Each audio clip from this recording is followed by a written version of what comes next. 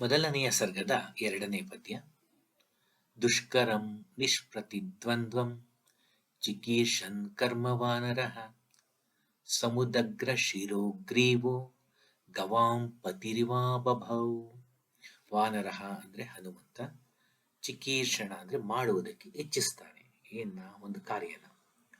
ದುಷ್ಕರಂ ಯಾವುದು ಮಾಡುವುದಕ್ಕೆ ಅಸಾಧ್ಯವಾದುದು ಆ ಕಾರ್ಯವನ್ನ. ಬಭೌ ಹೊತ್ತಿದನು. ನಿಷ್ಪ್ರತಿದ್ವಂದ್ವಂ ಯಾವುದೇ ಅಡ್ಡಿ ಇಲ್ಲದೆ, ಗವಾಂ ಪತಿವ ಒಂದು ಎತ್ತಿನ ರೀತಿಯಲ್ಲಿ, ಸಮುದಗ್ರ ಶಿರೋಗ್ರೀವ ಎತ್ತಿದ ತಲೆ ಮತ್ತು ಕಿವಿಯೊಂದಿಗೆ.